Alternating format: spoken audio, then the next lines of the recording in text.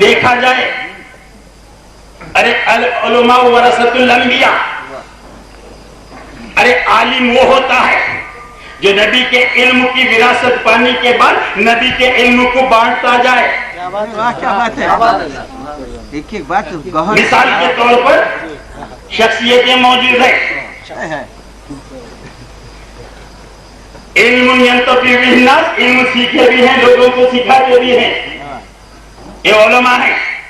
مجلس علماء میں لب کشائی ہو رہی ہے تو عزیزان محترم تو میں یہ بتا رہا تھا، دیکھا جائے عالم وہ ہوتا ہے نبی کے نور ہونے کو بیان کرے، عالم وہ ہوتا ہے ورفعنا لک ذکرک کو بیان کرے، عالم وہ ہوتا ہے ومن لم یعرف حقیقتی من غیر ربی کو بیان کرے۔ ارے نبی کے علم کو بیان کرنے والا عالم ہے، صحابہ کی عظمت بیان کرنے والا عالم ہے، تابعین کی بزرگی بیان کرنے والا عالم ہے، اولیاء کا مقام بتانے والا عالم ہے، ارے آل رسول کے پوزیشن کو دلانے والا عالم ہے۔ اگر جس کے دل میں آل رسول کی محبت نہیں، صحابہ کی محبت نہیں، تابعین کی محبت نہیں، اولیاء کی محبت نہیں، نبی کا تصور نہیں، وہ عالم نہیں ہے، جاہل ہے۔ یہ ہمارا ڈکلیئر فیصلہ ہے۔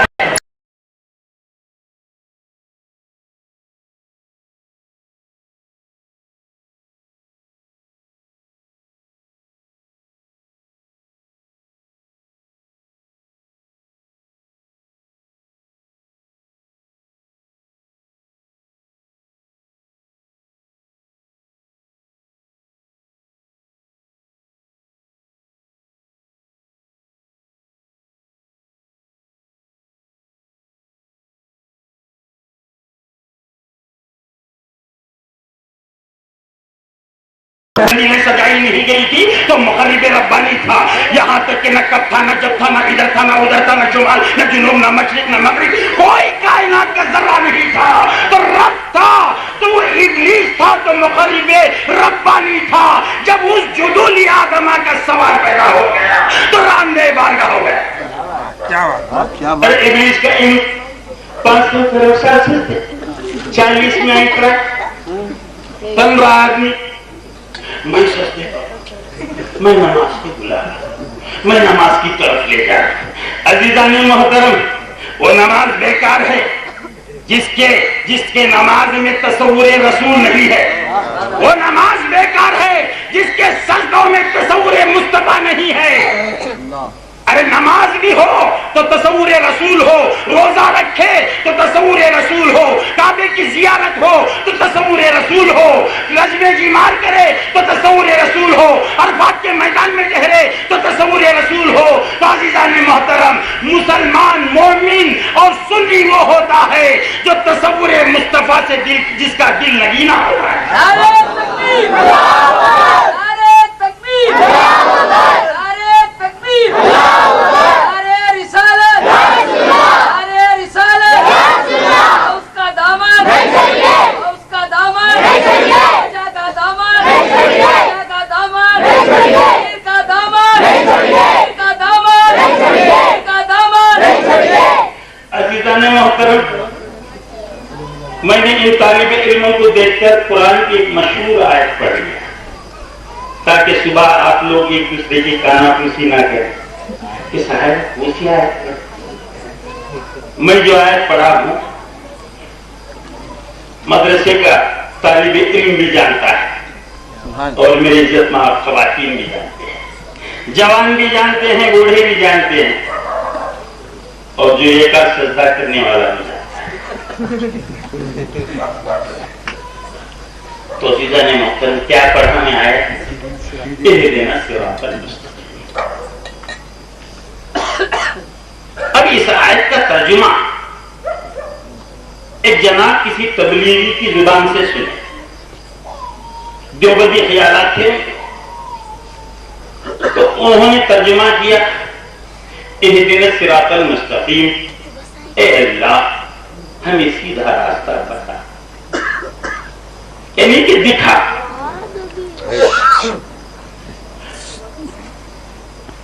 تو آخر کار انہوں نے آ کر کے پوچھا، صاحب اہدنا الصراط المستقیم کا معنی کیا ہے؟ تو میں نے علماء کے پاس زامی ادب طے کر دیکھ لیے کہ تفسیر انہوں نے پڑھائی کہ اللہ ہمیں سیدھے راستے پر چلا. ارے واہ دکھا چل سبحان. تو پھر اس کے بعد آنے والے صاحب نے کہا صاحب میں نے فلان جگہ ایسے ترجمہ کرتے ہوئے سنا. تو میں نے کہا ٹھیک ہے. میں نے 3 سطر میں جس مولانا کا نام لکھا ہوا تھا ان کی تفسیر میں بھی پڑھا کہ اے اللہ سیدھا راستہ دکھا. مولانا اشرف علی خان نے تو ان کی تفسیر میں بھی دیکھا کہ اللہ سیدھا راستہ دکھا. تبلیغیوں کی تفسیر میں اے اللہ سیدھا راستہ دکھا. معتزلیوں کی تفسیر میں اے اللہ سیدھا راستہ دکھا. فوجوں کی تفسیر میں اے اللہ سیدھا راستہ دکھا. یہاں تک کہ اہل حدیث کی تفسیر میں اے اللہ سیدھا راستہ دکھا. تو میں نے مولانا اعلیٰ حضرت بریلوی علیہ رحمہ کی تفسیر کا مطالعہ کیا تو جس میں لکھا ہوا تھا اے اللہ ہمیں سیدھے راستے پر چلا.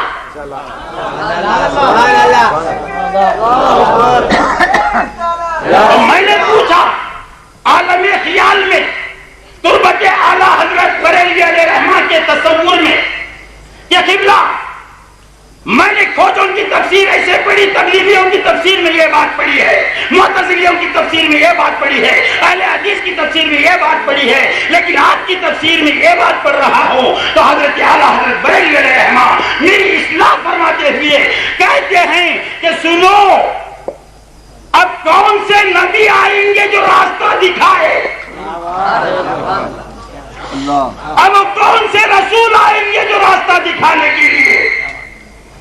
ارے راستہ تو میرے آقا باعث کائنات فخر موجودات منشاء فطرت انتہائی بعزت شفیع محشر حبیب اکبر افضل الفصاح عرب مصدر علم و ادب زینت کون و مکان ذریعہ وجود زمین و آسمان مشرق بہادر مغرب نبوت صلی اللہ علیہ وسلم نے جو راستہ دکھا گئے ہیں اور اس راستے پر میں چلا کہتا. بہت اچھی بات. تو عزیزان محترم رسول جو راستہ دکھائے ہیں ہم اہل سنت والجماعت والے حضرات اس راستے پر چلنا چاہتے ہیں. کیا بات ہے بے شک. تو عزیزان محترم آپ کسی جماعت والے سے پوچھئے بھائی آپ کا مشن کیا ہے. اہل حدیث کہے گا ہمارا مشن یہ ہے کہ اہدنا الصراط المستقیم یعنی صراط مستقیم کی دعوت دینا. کسی تبلیغی سے پوچھے تو وہی ہی کرے گا.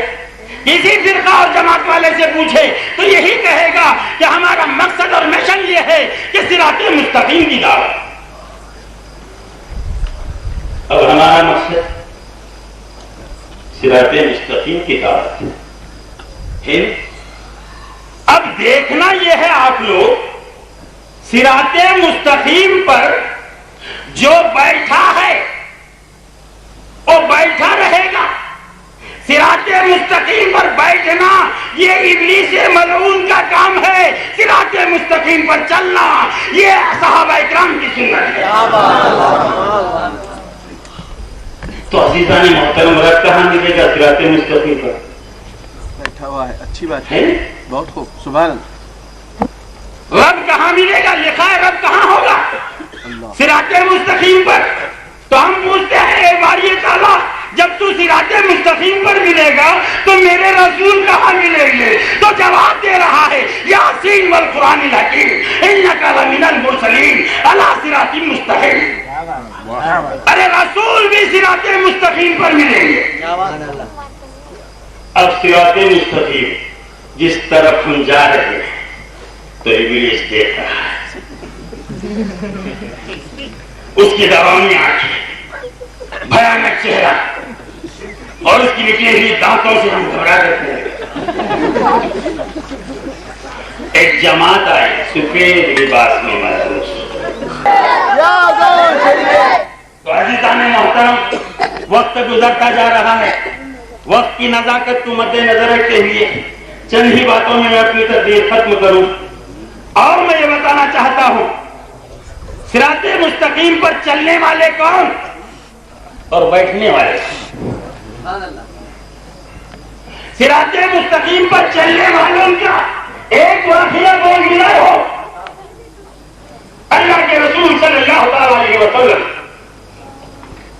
جہاد کا اعلان فرماتے ہیں صحابہ تشریف لے جاتے ہیں جہاد کوئی پکنک کا نام نہیں جہاد کوئی ایکسکرشن کا نام نہیں جہاد کوئی دل بہلانے کی بات کا نام نہیں جہاد وہ ہے جس میں کٹا تو شہید بچ کر آیا تو غازی ایسا بھی فائدہ دو ان ون آج کل ملا نا ریڈیو ٹیپ ریکارڈ 2 منٹ میں پوچھا بھیا ٹیپ ریکارڈ دے حافظ بشیر صاحب کی تقاریر سننے کے لیے مجھے ٹیپ ریکارڈ کی ضرورت ہے تو دیا دینے کے بعد ایک سائڈ میں بہت چیز لگی ہوئی میں بولا یہ کیا لگا صاحب یہ 2 چیزیں کام 2 چیزیں صاحب ریڈیو کم ٹیپ ریکارڈ ادھر کا ریڈیو ہے ادھر کا ٹیپ 2 in 1 2 کام کرتا ہے بولا ٹھیک ہے 2 کام کرنے والا نہیں ہونا مجھے 1 کام کرنے والا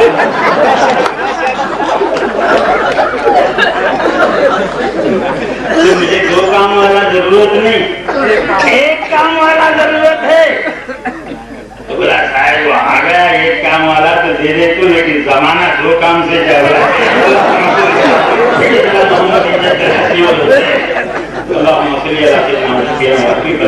مولانا محمد مبارک صلاۃ و سلام علیک یا رسول اللہ. تو اللہ کے رسول نے جہاد کا اعلان فرمایا صحابہ چلے. حضرت کعب سوچے میرے پاس تو بہترین گھوڑا سواری ہے اور بہت تیز رفتار ہے, سرکار اگر پہنچنے سے پہلے صحابہ میں پہنچ جاؤں گا تو 1 دن بیت گیا, دوسرا دن گزرا وہ بھی چلا گیا, تیسرا دن گزر گیا, آخر کار سرکار جہاد سے واپس آ گئے. آنے کے بعد مجلس قائم جس میں ایمان والے بھی تھے بے ایمان بھی تھے, جس میں منافقین بھی تھے مومنین بھی تھے مجتہدین بھی تھے محدثین بھی تھے مقلدین بھی تھے, ارے سب احترام مصطفیٰ کرنے والے بھی تھے, گستاخ رسول بھی تھے. وہ زمانے سے تھے, یہ زمانے میں کیا زمانے کہ نوئے سے اونچا پہن لے کو لمبا چھوڑ لے, یہ زمانے میں نہیں وہ زمانے سے بھی ہے. اب سرکار بلا کے پوچھے نہیں صاحب سرکار بلا کے پوچھے سب سے پہلے منافق کو میاں جہاد میں کیوں نہیں ہے؟ بولے ہمارے اماں آپ کو بیمار تھے. بولے سرکار جاؤ. اب چلا گیا, جانے کے بعد سوچا دیکھے اس کے پیچھے کی خبر نہیں, میں اماں بیمار ہے بولے تو جاؤ گے. اب دوسرے کو بلایا, وہ بھی اس کا بھیج تھا, بلا کے پوچھے سرکار کیوں نہیں آج؟ ہمارے بابا بالکل بیمار تھے, طبیعت بالکل عزیز تھی, نہیں آیا. پہلے جاؤ. اب یہ دونوں جا کے اپنے آپس میں اپنی گینگ رہتی نا, اور گینگ لیڈر کے سامنے مذاق کرنے لگے. سرکار کو علم نہیں دے, اس کے اندر کیا اماں بیمار کرتے جاؤ گے تو اور بیمار کرتے جاؤ گے. حضرت کعب کو بلائے, عاشق رسول کو بلائے, بولے کعب آپ کیوں نہیں آئے؟ تو حضرت کعب فرماتے ہیں یا رسول اللہ صرف کاہلی کی وجہ سے میں جہاد میں شامل نہ ہوں. بہت پیاری بات. تو سرکار اعلان فرماتے ہیں کہ صحابہ کعب سے کوئی کلام نہ کرے, سلام و کلام. کعب کی بیوی کو بلا کر کے کہا کہ دیکھو جب تک تمہارا رسول حکم نہ دے ان سے پردہ کرے. حضرت کعب جب مجلس سے باہر نکلتے ہیں روتے ہوئے منافقین کہتے ہیں اے کعب اگر تو بھی کچھ بہانہ بناتا تو بچ جاتا. حضرت کعب فرماتے ہیں اے منافقین سنو یہاں بچ جاتا وہاں پھنس جاتا.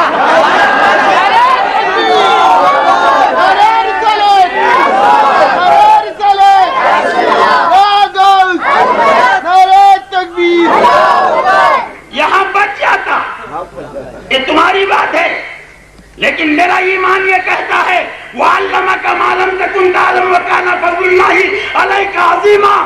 رسول کو علم غیب ہے. یہ میرا ایمان ہے. سنو میں اپنے دل میں یہ خیال کیا کہ یہاں کا بچنا نہیں ہے. اگر یہاں بچوں تو وہاں پھنسوں گا. اگر سچ کہوں تو یہاں بھی بچ جاؤں گا اور وہاں بھی بچ جاؤں گا. سبحان اللہ.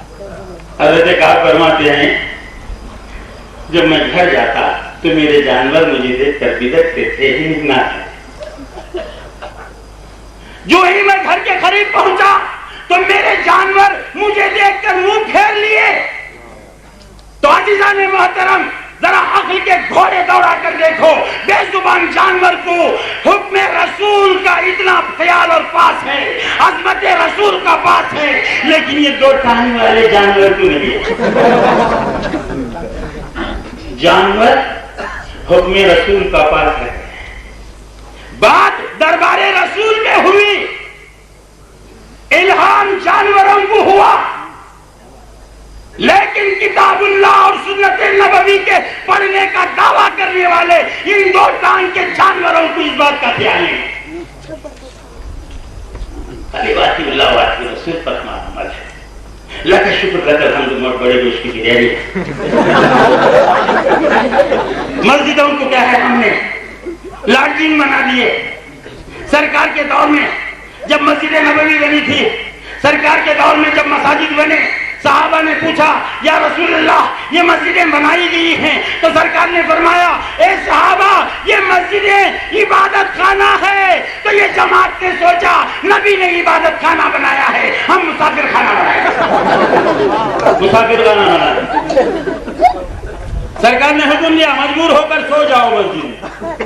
کسے؟ مہمان. گھر رکھے دلی سے تو قبول کا نہیں. تو مجبوراً سو, یہ مسروراً سوتے. وہ مجبور ہو کر سوتے تھے, یہ مسرور ہو کر سوتے. مسجد لڑکی نے عبادت خانہ ہے. تو عزیزان محترم حضرت کا مختصر واقعہ ہے. گھر گئے, گھر سے واپس آئے, کوئی آپ سے سلام کلام نہیں کر رہا ہے, حتیٰ کہ آپ کے چہرے کو دیکھنا بھی گوارا نہیں کر رہا ہے. بہت شاک گزری یہ باتیں. آخر ایک روتے ہوئے تڑپتے ہوئے عاشق رسول مسجد نبوی میں آ کر کے نماز کے لیے رکعت باندھتے ہیں. پیچھے سرکار تشریف فرما ہے. جب نماز کے لیے رکعت باندھی, جو ہی رکعت باندھنے کے بعد سرکار کا خیال آیا اپنا چہرہ موڑتے ہوئے سرکار کے چہرے کی طرف کر لیتے. تو صوفیاء اکرام فتویٰ دیتے ہیں کہ حضرت کعب کی نماز ہو گئی. سرکار پوچھتے ہیں اے کعب کیا بات ہے, کعبے سے تم نے رخ کیوں موڑا؟ تو حضرت کعب فرماتے ہیں یا رسول اللہ کعبے کا کعبہ آپ ہیں تو کعبے کی طرف رخ کی ضرورت کیا ہے؟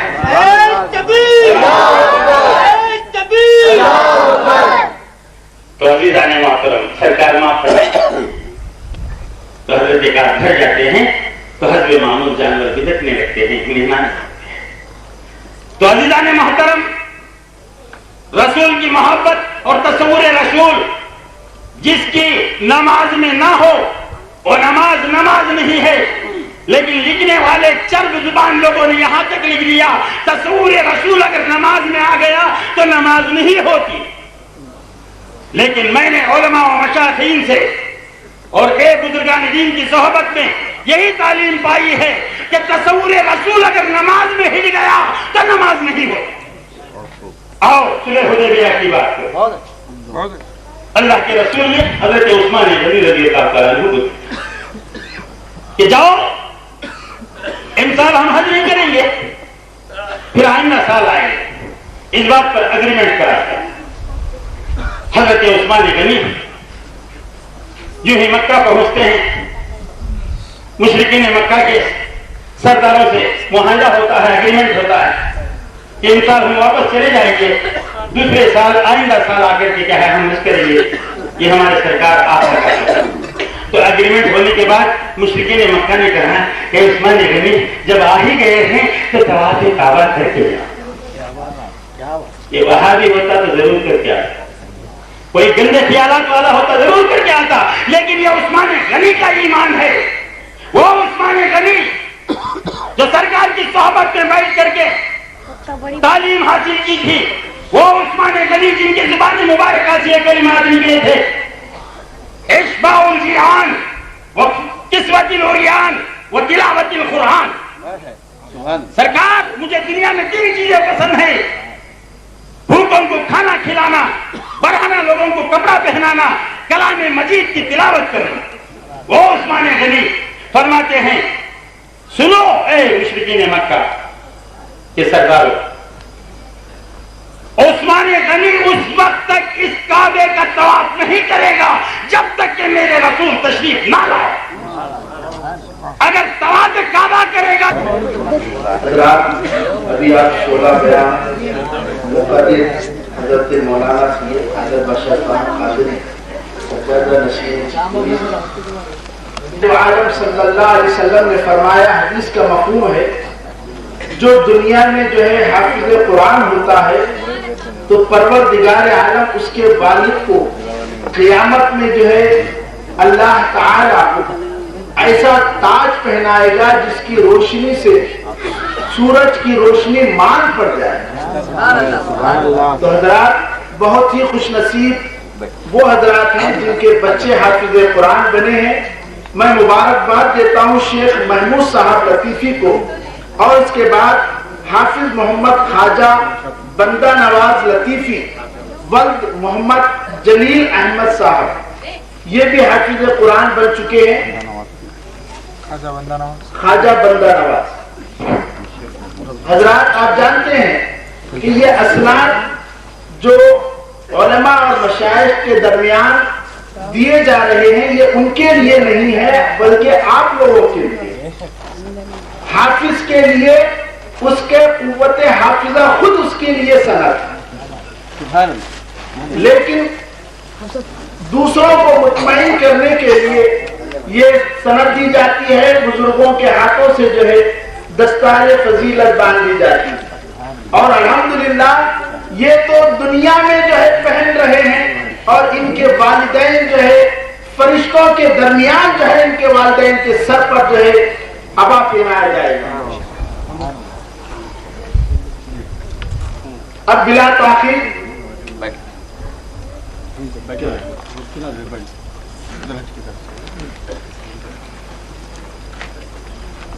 ابھی آپ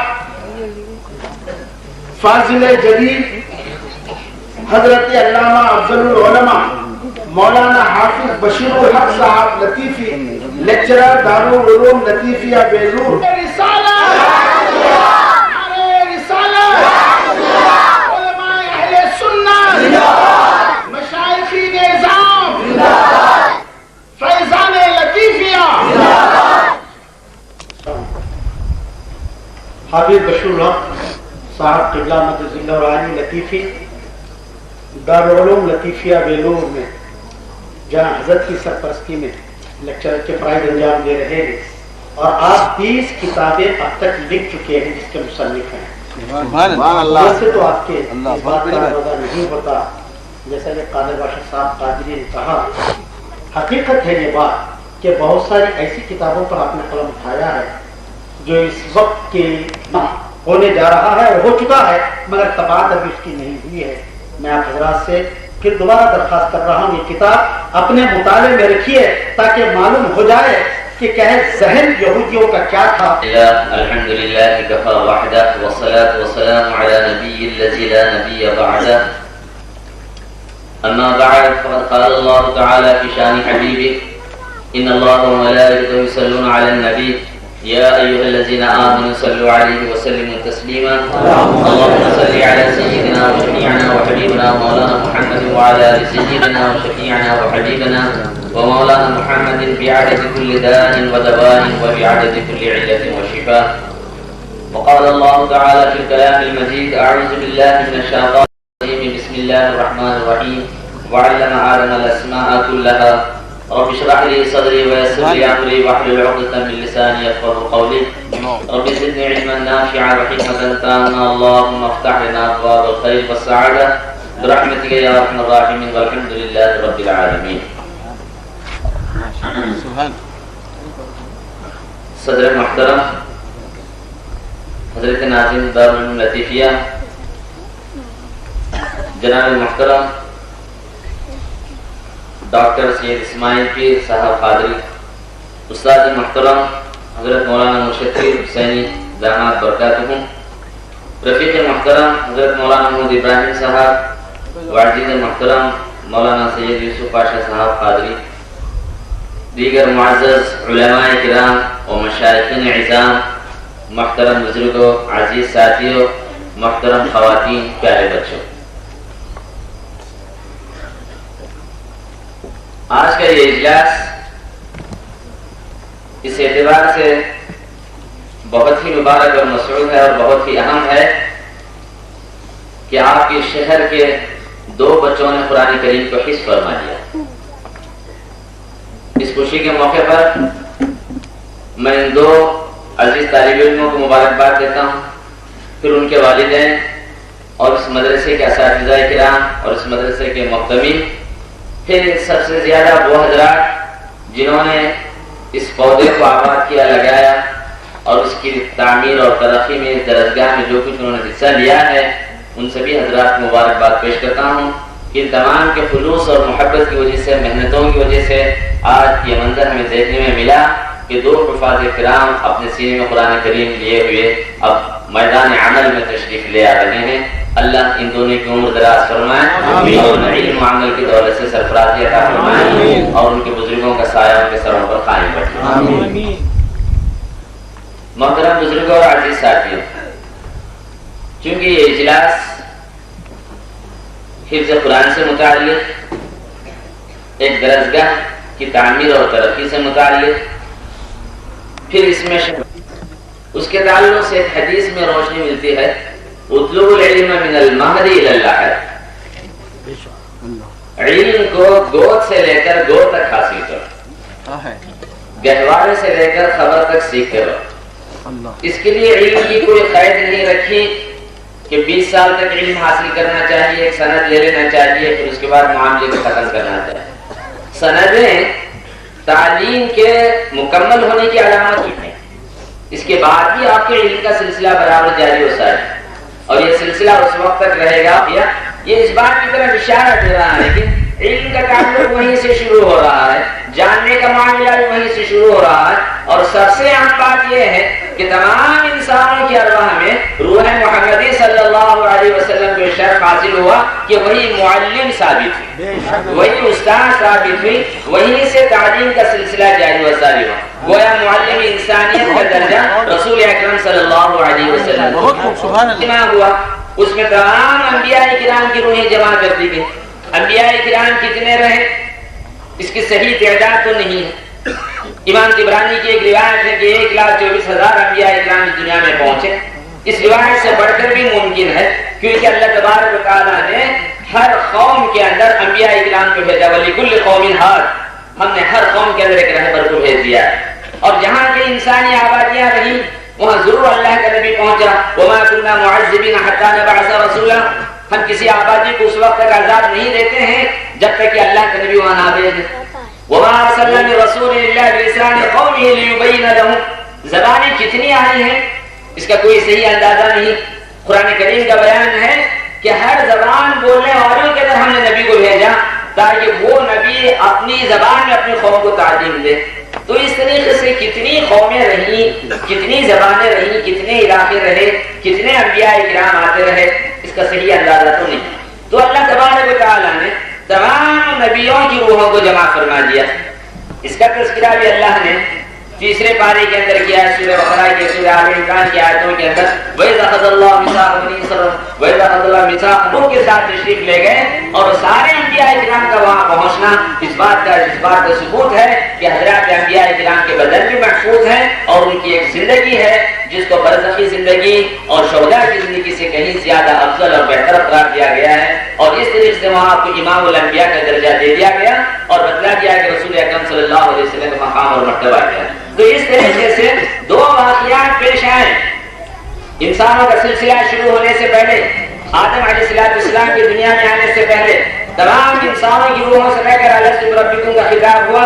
پھر انبیاء کرام کی روحوں کو رکھ کر حضور اکرم صلی اللہ علیہ وسلم پر ایمان لے آنا اور آپ کی تائید کرنا آپ کی حمایت کرنے کا واقعہ پیش آیا. آج صلی اللہ علیہ وسلم دنیا میں نہیں پہنچے تھے. حضرت آدم علیہ السلام آئے تو وہیں سے وحی کا سلسلہ شروع ہوا. وحی کیا ہے؟ ایک تعلیم ہے, ایک پیغام ہے جو اللہ اپنے منشے کو, اپنے ارادے کو, اپنے خیال کو لوگوں تک پہنچا دے اور بتلا دے کہ کن باتوں پر عمل کرنا چاہیے. گویا ہدایت کا ایک صحیفہ بھی آدم علیہ السلام سے یہ ہدایت کا سلسلہ شروع ہوا, انبیاء کرام کا سلسلہ شروع ہوا. کتنی کتابیں آئیں اس کی کوئی صحیح تعداد نہیں. محققین نے لکھا ہے کہ 100 سے زیادہ صحیفے آئے. ابراہیم علیہ السلام کا صحیفہ, حضرت نوح علیہ السلام کے بارے میں ہے کہ آج بھی عراق کے بعض علاقوں میں ان کے کچھ کتبات, ان پر نازل ہونے والی آیتوں کے کچھ نسخے موجود ہیں. تو بہر کے بڑے بڑے انبیاء کرام اس دنیا میں آتے. حضرت موسیٰ علیہ السلام پہنچے, اللہ نے آپ پر تورات نازل فرمائی. حضرت داؤد علیہ السلام پہنچے, اللہ نے آپ پر زبور نازل فرمائی. پھر حضرت مسیح علیہ السلام وہ کے بعد ایک ایک گوشے کو محفوظ رکھا جس طریقے سے مکی صورت میں کہا جائے. آپ قرآن کریم اٹھا کر دیکھیے, ہر سورے کے شروع میں لکھا ہوگا سورۃ مکیۃ آیتھا. وہاں پہنچنے کے بعد حج کا معاملہ پیش آیا. گویا اس 10 سالہ دور کے اندر نماز مکمل ہوئی, روزہ مکمل ہوا, حج مکمل ہوا, زکوٰۃ مکمل ہوئی. اس طریقے سے دین کے 4 بنیادی چیزیں وہاں مکمل ہو گئیں. اس طریقے سے 23 سالہ دور کے اندر اللہ تبارک و تعالیٰ نے اسلام کے کامل شکل میں مسلمانوں کے سامنے رکھ دیا. عرفات کا دن تھا, اللہ کے رسول صلی اللہ علیہ وسلم مینا میں حجۃ میدان عرفات میں تشریف فرما تھے. آیت طیبہ نازل, الیوم اکملت لکم دینکم, آج کے دن اللہ نے تمہارے دین کو مکمل کر دیا. حضرت ابوبکر ایک مقام پر روتے ہوئے بیٹھے تھے. کسی نے کہا کیا بات ہے ابوبکر, آج قرآن مکمل ہوا, عرفہ کا دن, جمعے کا دن, اتنی فضیلتیں اور آپ مایوس ہیں. تو اس میں خدا ہے تو صدیق رضی اللہ تعالیٰ عنہ نے کہا بے شک خوشی کا دن ہے, کیا تمہاری نظریں اس کی طرف نہیں جا رہی ہیں؟ جب قرآن مکمل ہو چکا ہے تو صاحب قرآن کی اب دنیا میں کوئی ضرورت باقی نہیں رہی. اس طریقے سے قرآن کریم نازل ہوتا رہا. اللہ کے رسول صلی اللہ علیہ وسلم وہاں سے نکل کر مدینہ طیبہ تشریف لے گئے. رمضان سے پہلے سورہ نصر نازل ہوئی. اذا جاء نصر اللہ قرآن کریم کی سورتوں میں سب سے اہم. ونعوذ بالله من شرور انفسنا ومن سيئات اعمالنا من يهد الله فلا مضل له ومن يضلل فلا هادي له ونشهد ان لا اله الا الله وحده لا شريك له ونشهد ان سيدنا محمدا عبده ورسوله الذي ارسله بالحق بشيرا ونذيرا وسراجا منيرا. اما بعد قال الله تبارك وتعالى في الكلام القديم فاعوذ بالله من الشيطان الرجيم بسم الله الرحمن الرحيم ان الله وملائكته يصلون على النبي يا ايها الذين امنوا صلوا عليه وسلموا تسليما وعلى سيدنا محمد وآله وصحبه بارك وسلم. وقال الله تبارك وتعالى في الكلام القديم ولقد يسرنا القرآن للذكر. نفس کو مقدمی آئی جنیدو بارزی دیجا هزار بار بشویم دحل دمشق بلا بحنوز نامی تو گفتر کمال بیتیس ندارم جائے من جزاستان لے مصطفیٰ عثمان سری جا سزدنی جا خرانی جا بندگی جا کی محمد سے وفا تو نے تو ہم تیرے ہیں. یہ جہاں چیز ہے کیا لوح قلم تیرے ہیں. مام تہار خالی نہ لوٹے کتنی ملی خیرات نہ پوچھو. مام تہار خالی نہ لوٹے کتنی ملی خیرات نہ پوچھو. ان کا کرم پھر ان کا کرم ہے, ان کے کرم کی بات نہ پوچھو. میں کیا اور میری حقیقت کیا, سب کچھ ہے سرکار کی نسبت. میں تو برا ہوں لیکن میری علاج ہے کس کے ہاتھ نہ پوچھو. جس دل میں تیری یاد ہے وہ شاد ہے آباد ہے. جس دل میں تیری یاد ہے وہ شاد ہے آباد ہے. جو یاد سے رہا غافل ناشاد ہے برباد ہے. قلب میں سوچ نہیں رخ میں احساس نہیں کچھ بھی پیغام محمد کا تمہیں پاس نہیں. اگر خاموش ہوں میں تو تو ہی سب کچھ ہے. جو خود کہا تو تیرا حسن ہو گیا محبوب. صدر محترم دیبیقا شفقت نوار حضرت مرشد کی صاحب مدد اللہ علی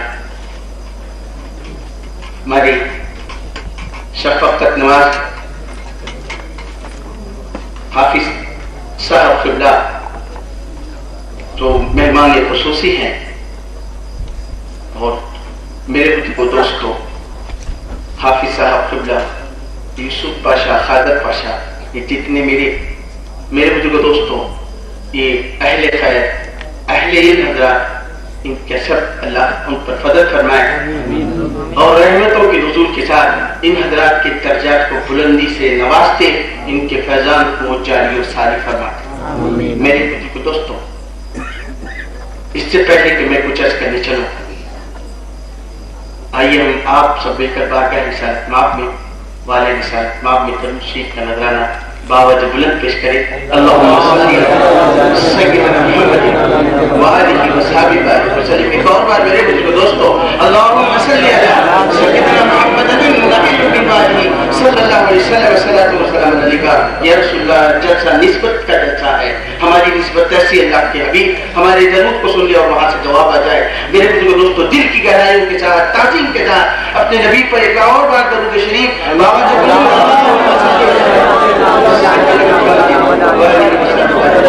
اللہ رب العزت دارالعلوم فیضان لطیفہ پر اپنا کرم فرماتے رہے. میرے بزرگ دوستوں یہ دارالعلوم لطیفیہ اس کی اللہ تعالی ہر طریقے سے مدد فرما کر یہ دارالعلوم دنیا کے بچے دنیا کے چپے چپے میں پہنچے اور اللہ تعالی اس کے فیضان کو جاری ساری فرما دے. حضرت خطب ویلور رحمۃ اللہ علیہ کے صدقے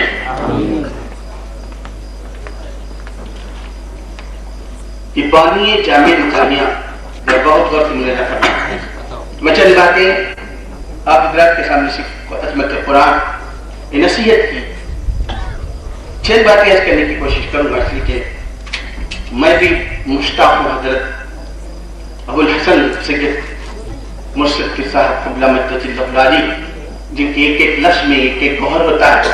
اور میں مشتاق ہوں حضرت طول العلماء سجادہ نشین بارگاہ خطب ویلور حضرت فصیح پاشا صاحب قبلہ مدد اللہ علی. میرے بزرگ دوستوں ان بزرگوں کے دیکھیے اللہ کے پیارے حبیب نے ایک نشانی دی ہے. کیا کہ میں نیک بندوں کی نشانی بتاؤں تو حضور کے صحابہ نے کہ ہمارے ماں باپ پر قربان ضرور بتائے. میرے بزرگ دوستو اللہ کے پیارے حبیب نے ارشاد فرمایا کہ اللہ کے مقبول بندوں کو جب دیکھا تو خدا یاد آ جائے. اللہ تعالیٰ ایسے بندے ہمارے درمیان میں موجود ہیں. اللہ تعالیٰ ان نسبتوں والوں کے سلسلے میں ہم سب کی مغفرت کا اعلان فرمائے. تو میرے بزرگ دوستو جس بات کی میں نشان نہیں کرنے جا رہا ہوں یہ جامع نظامیہ یہ بہت بڑا دارالعلوم جنوبی ہند کا اور اس کے بانی فضیلت ماں انوار اللہ خان صاحب رحمۃ اللہ علیہ. نصف رات ہے یعنی اس رات سے بھی زیادہ رات کا حصہ گزر چکا تھا. آپ بے چینی کی حالت میں اٹھے اپنے دولت قدا سے اور میرے بزرگ دوستوں تیز قدم ڈالتے ہوئے جامع نظامیہ رات کے آدھے حصے کے بعد پہنچ گئے.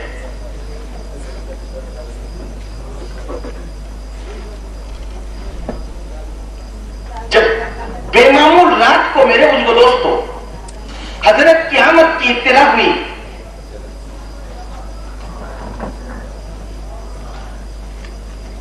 تو جتنے خادمین تھے پریشان ہو گئے. حضرت کی آمد کو سنتے ہی تمام حضرت کے قریب پہنچے کہ کیا حضرت غیر معمول آپ اس وقت تشریف لائے ہیں. تو بے چینی کا یہ عالم تھا کہ حضرت ایک بچے کا نام لے کر دریافت فرما رہے تھے فلاں بچہ کہاں.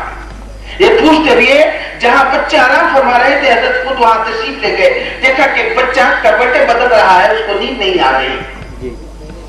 نشاندہی کی، اس بچے کو قریب بلایا، کہا کہ تم بیٹا کھانا کھائے؟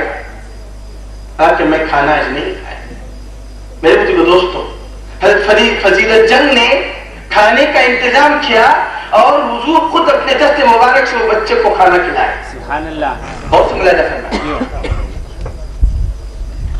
اس بچے کو اپنے دست مبارک سے کھانا کھلایا، اس پہ خوشی کا اظہار ہوا، اور میرے بزرگ دوستوں جب تمام چیزوں سے فلاحت حاصل کرنے کے بعد اس بچے کو اپنے گود میں بٹھا کر دریافت فرما رہے ہیں، بیٹا تعلیمی مسئلے کے بعد، تعلیمی کام کے بعد تمہارا کوئی مشغلہ ہے، تم کسی کام معمول سے کرتے ہو؟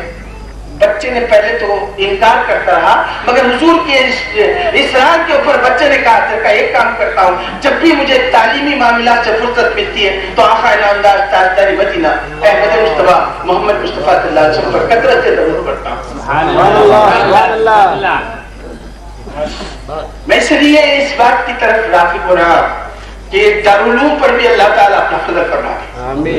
اس لیے میرے بزرگ دوستوں، اس نبی کریم صلی اللہ علیہ وسلم کی تعریف تو انسان نے بھی کر سکتا، مگر جن الفاظوں میں تعریف ہم کرنا ہے، اللہ تعالیٰ پر نبی کے صدقے میں کرم فرما دے، اور اللہ کے حبیب کس طرح ہمارے لیے بے چین ہیں اور ہم کس طرح ان سے دور ہیں، اس بات سے پتہ چلتا ہے کہ پروردگار ہم مسلمانوں پہ کرم فرما دے نبی پاک کے صدقے میں۔ تو میرے بزرگ دوستو، بچے سے یہ بات سننے کے بعد کہتے ہیں مجھے معلوم ہو گیا کہ اسی لیے آقا نامدار صلی اللہ علیہ وسلم ہر امتی کا خیال رکھتے ہیں، اور خاص کر یہ بچے جو دارالعلوموں میں تعلیم حاصل کرتے ہیں، اللہ کے نبی ان پر خاص توجہ رکھتے ہیں۔ اسی لیے بزرگوں نے کہا ہے مدرسے میرے بزرگ دوستو عالم بناتے ہیں، اور یہ خانقاہ ہیں جیسے مدرسے ہوتے ہیں، یہ مولا بنا دیتے ہیں۔ اللہ تعالیٰ ہم پہ فضل فرمائے۔ تو میرے بزرگ دوستو، حضور فضیلت جنگ کہتے ہیں کہ اب اس بچے کو کھلانے کے بعد سجدے میں گر پڑتے ہیں، کہتے ہیں کہ مجھے رات میں نبی کریم صلی اللہ علیہ وسلم خواب میں تشریف لائے اور ارشاد فرما رہے ہیں اے فضیلت جنگ، تو اس طرح سے آرام سے سو رہا ہے، مگر تیری دستگاہ میں مجھے چاہنے والا، مجھ پر درود پڑھنے والا بے چین لیٹا ہوا ہے، اس کو کھانا نہیں ملا ہے، جا اپنے ہاتھوں سے کھانا کھلا، اس کو خوش کر دے، میں خوش ہو جاؤں گا۔ نعرہ تکبیر، نعرہ تکبیر، نعرہ رسالت، نعرہ رسالت، تو میرے بزرگ دوستو، اللہ کا کرم ہے کہ سرزمین منتقل، اور میں تو یہاں کے لوگوں کی کتنی تعریف کرے کم ہے، کبھی کسی کے در سے کوئی خالی نہیں گئے، جب بھی گئے ہیں کچھ نہ کچھ دیے ہیں، اللہ تعالیٰ ان کی کمائی میں، ان کی اولاد میں برکت عطا فرما دے۔ میرے بزرگ دوستو، یہ شہر اتنا پیارا شہر ہے، اللہ تعالیٰ اس کو آباد رکھے گا اور ضرور اس پر اپنا فضل فرمائے گا۔ جو لوگ اللہ اور اس کے رسول کے احکامات کی طرف گامزن رہتے ہیں، خدا کی قربیت اس بندے کے ساتھ ہو جاتی ہے۔ میں چند باتیں صرف اشارت اور نصیحت کے عرض کرتے ہوئے اختتام کی طرف رواں۔ یہ قرآن میرے بزرگ دوستو، اس کی تعریف مسلمانوں کے لیے آج ضروری ہے۔ دیکھیے آج ہم اس سے دور ہو رہے ہیں، نت نئے پریشانیوں میں گرفتار ہیں۔ آج ہم قرآن کو لپٹ کر صرف بوسہ دینے کے قابل بنا دیے ہیں، ہمارے مسائل بھی اسی طرح لپٹ دیے جا رہے ہیں، ہر جگہ مسلمانوں کو دبوچ دیا جا رہا ہے، ان کو ذلیل کرنے کی کوشش کی جا رہی ہے۔ اللہ تعالیٰ مسلمانوں کو، میرے بزرگ دوستو، ایک بات یاد رکھ لیجیے، جو اللہ اور اس کے رسول کی طرف راغب ہو جاتا ہے، خدا کی قسم اس کو کوئی ذلیل نہیں کر سکتا، دنیا کی کوئی طاقت ذلیل نہیں کر سکتی۔ اس لیے میرے بزرگ دوستو، قرآن ہمارے لیے ہدایت کا سچ چشمہ ہے، قرآن قانون شریعت بھی ہے اور میرے اخلاق معیزت بھی ہے، قرآن میرے بزرگ دوستو ہمارے لیے دعائے گنجینا بھی ہے، اور میرے بزرگ دوستو معرفت الہی بھی ہے، قرآن ہمارے لیے ہدایت ہے۔ حضور اکرم صلی اللہ علیہ وسلم نے اس قرآن کے تعلق سے میرے بزرگ دوستو اپنی زبان فیض ترجمان سے ارشاد فرمایا، جو ایمان لایا، اور ملاحظہ فرمایا، ترمذی کی حدیث ہے، جس نے ایمان لایا اور اس کے مطابق بولا وہ حق بولا، جو اس پر عمل کیا اللہ اس کا اجر دے گا، اور جو اس کے ذریعے سے فیصلہ کیا، انصاف کیا، اور جو اس کے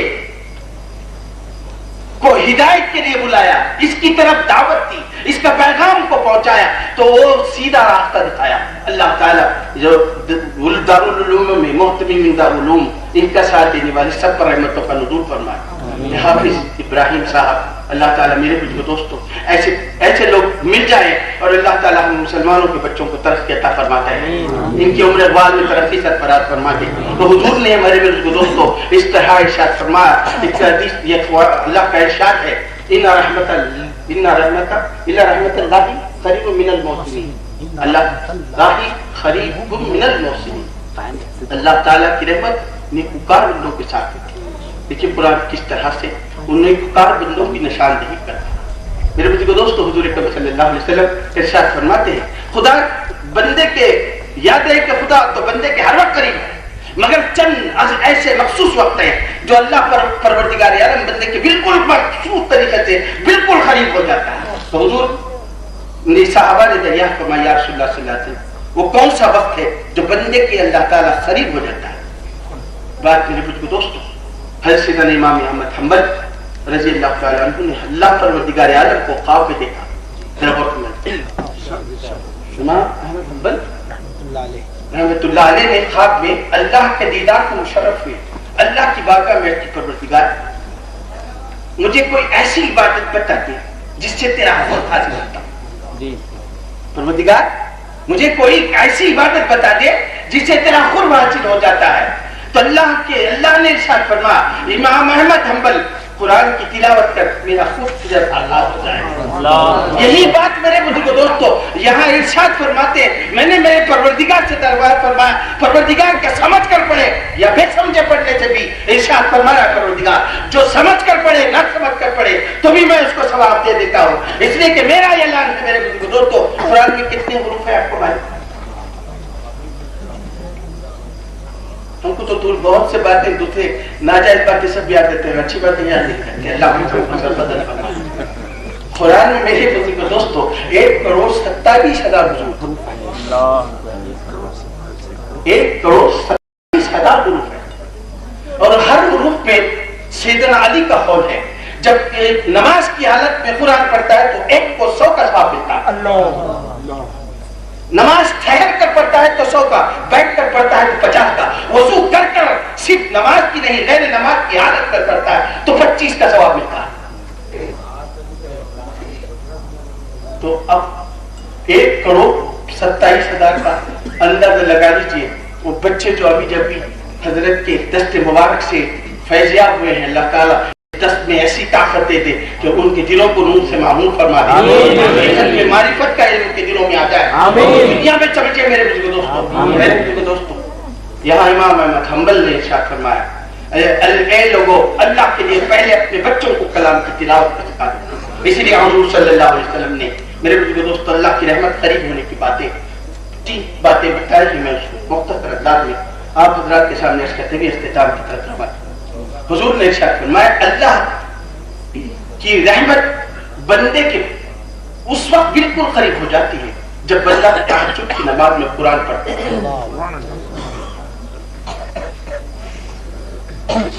بندہ جب تہجد کی نماز میں قرآن پڑھتا ہے اور میرے بزرگ دوستو وہ اللہ کی بارگاہ میں اپنے دست اٹھا کر بھیک مانگتا ہے اس طرح، پروردگار عالم وہ کون سا گناہ ہے جو میں نے نہیں کیا اور وہ کون سا کرم ہے جو تو نے نہیں کیا، وہ کون سا گناہ ہے جو میں نے نہیں کیا، وہ کون سا کرم ہے جو تو نے نہیں کیا، میں نے میرے لائق کیا، تو تیرے کرم سے نواز دے، مجھے بخش دے۔ جب یہ الفاظ نکلتے ہیں تو مولا عرش اعظم ہل جاتا ہے۔ میرے بزرگ دوستو اللہ کی رحمت، یہاں ایک واقعہ نزہت المجالس میں عبدالرحمن صفوری نے درس فرمایا ہے مختصر انداز میں، عرض کرتے ہوئے میرے بزرگ دوستو روانہ ہوں گا۔ ایک شخص ہے زاہد عابد، تہجد گزار، 80 سال تک اللہ کی عبادت کرتا تھا۔ جب اس کا نزا کا وقت ہے، مرنے کا ٹائم قریب آیا تو شیطان نے بہکایا۔ شیطان جو ہر وقت صراط مستقیم پر جیسا صاحب نے فرمایا صراط مستقیم پر بیٹھا ہوا ہے میرے بزرگ دوستو، اور صراط مستقیم ہمارے لیے آسان دامنوں سے وابستگی کے ساتھ ہی ہوگی۔ ایک بات اعلان سن لیجیے، اللہ تعالیٰ ہم کو کسی نہ کسی اللہ کے مقبول بندے کی دعوت سے ملا دے، وہ کڑی کے سے کڑی مل جائے اور ہماری مغفرت کا نجات کا اعلان ہو جائے۔ تو مختصر میرے بزرگ دوستو 80 سال تک عبادت کیا، مگر نزاع کے عالم میں شیطان نے آ کر اس نے پوچھا تو کس کی عبادت کرتا؟ میں میرے مولا کی، میرے پروردگار کی۔ کیا اس نے تجھے کبھی پکارا؟ تیری پکار پر کبھی اس نے لبیک کہا؟ اس عبادت اس گدار نے کہا میں تو اس کی آواز لبیک میں نے نہیں سنا، تو کیسا نادان